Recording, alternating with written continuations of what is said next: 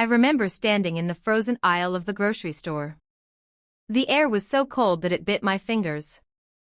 My hands shook as I counted every last wrinkled dollar from my pocket. I had just finished my night shift at the diner.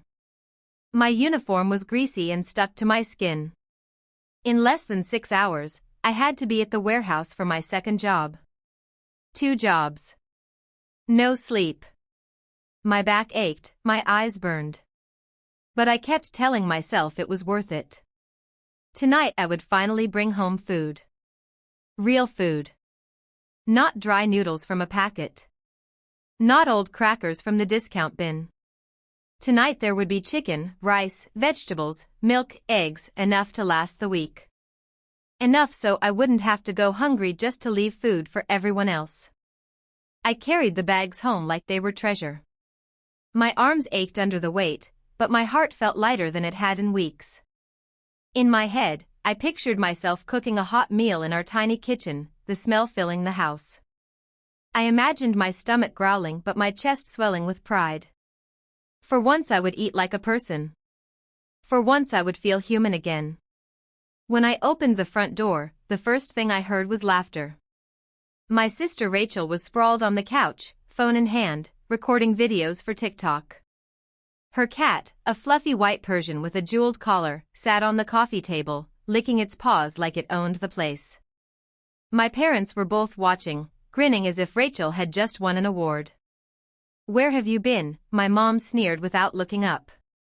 "Work," I said quietly, setting the heavy bags on the counter. Rachel wrinkled her nose. You smell like grease. Don't get too close. You'll make the cat sick." I ignored her. I began pulling out the food one by one, lining it up on the counter. Chicken thighs, rice, beans, milk, eggs. For a moment I felt proud, like maybe they'd finally see how hard I worked, how much I sacrificed.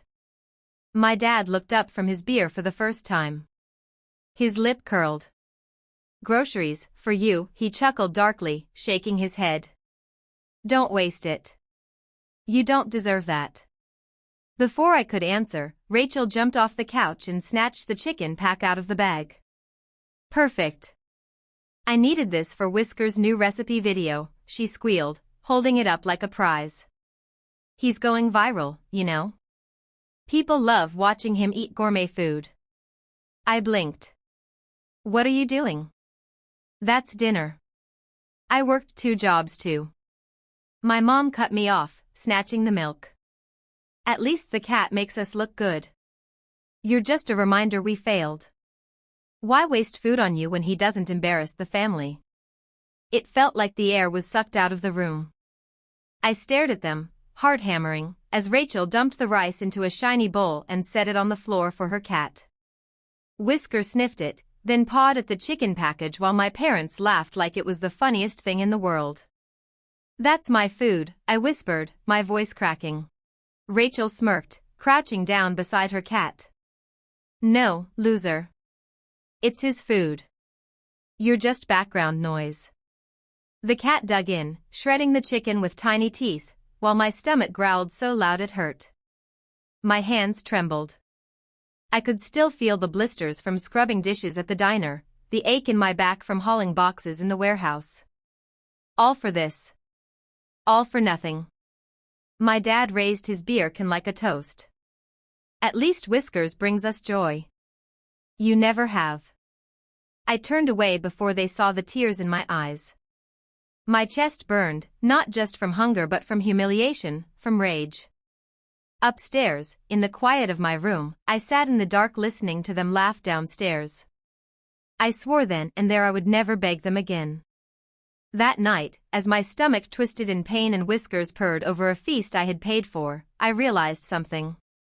If food was what they valued, if appearances, vanity, and that spoiled cat meant more than their own child, then I would make sure they lived to regret it. And I wasn't going to be silent about it. Not this time. The next morning, I woke up to the sound of laughter again. My stomach still ached from hunger, but when I went downstairs, I saw why. Rachel was in the kitchen, phone propped up on a tripod, recording her cat lapping up scrambled eggs and drinking the milk I'd bought. My parents hovered close, smiling like proud managers. "Smile for the camera, Whiskers," Rachel sang, sprinkling cheese on top of the eggs. "This breakfast costs more than my sibling is worth." She laughed at her own cruelty. My mom clapped like it was a comedy act. "She's right. At least the cat pays us back in views." "What do you give us?" "Huh?" Embarrassment. My dad didn't even glance at me. He shoved the empty grocery bags into my arms. "Go work more shifts. Maybe then Whiskers can have steak." I wanted to scream. My face burned. My chest tightened. But I stayed silent. I realized that no matter how much I worked, no matter how hard I tried, they would never see me as anything but disposable. To them, I was labor. To Rachel, I was a punching bag. To Whiskers, I wasn't even on the radar. That week, things escalated. I came home one night after a double shift, exhausted, only to find they'd thrown a party for the cat. A birthday party.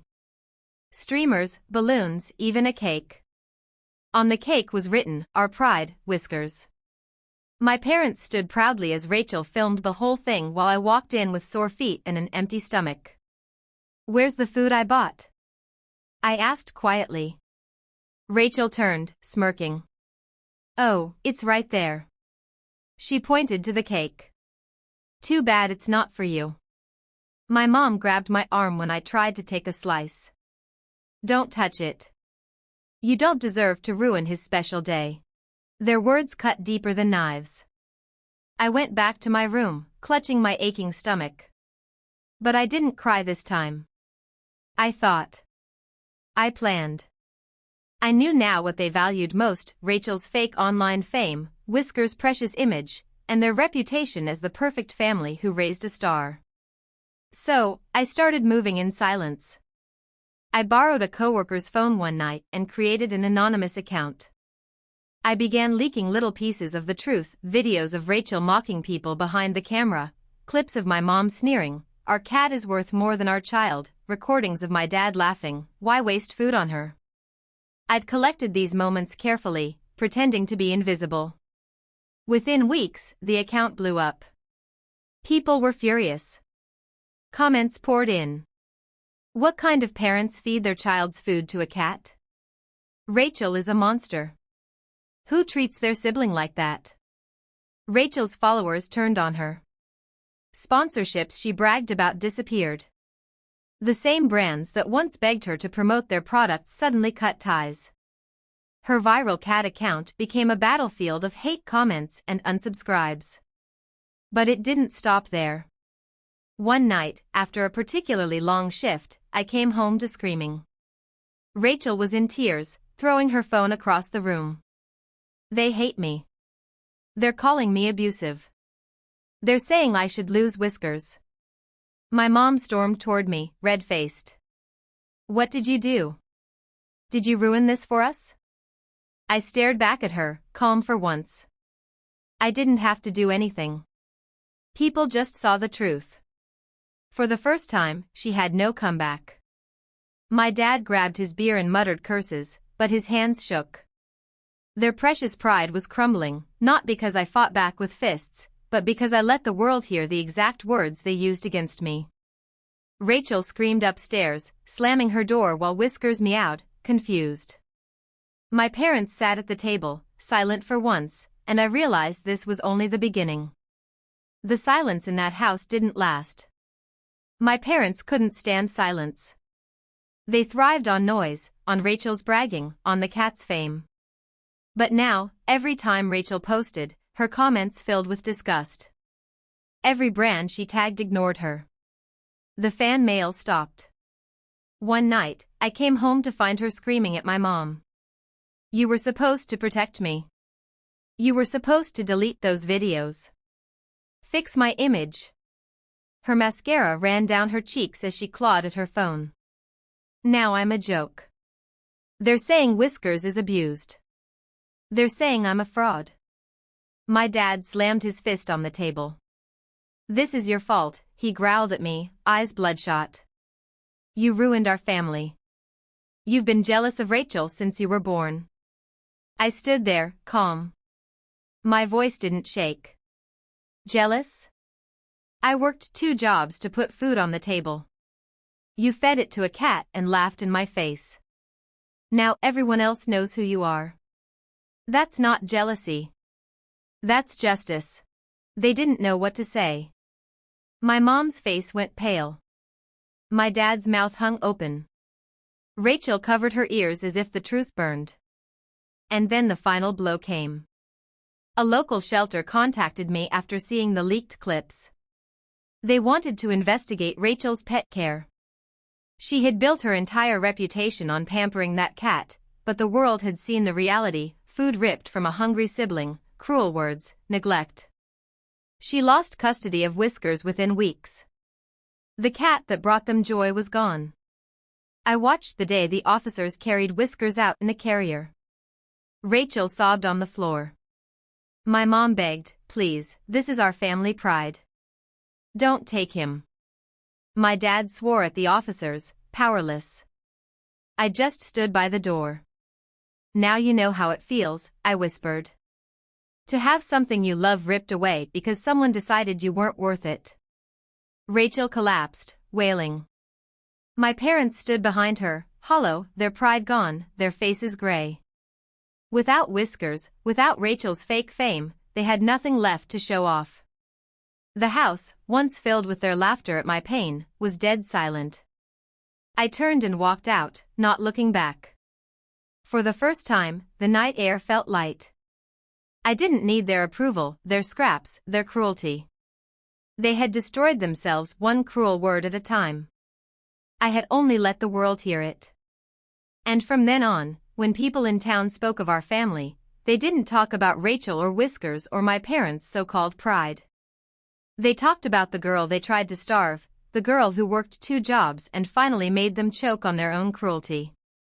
Please like and subscribe for more videos. Also comment where you're watching from.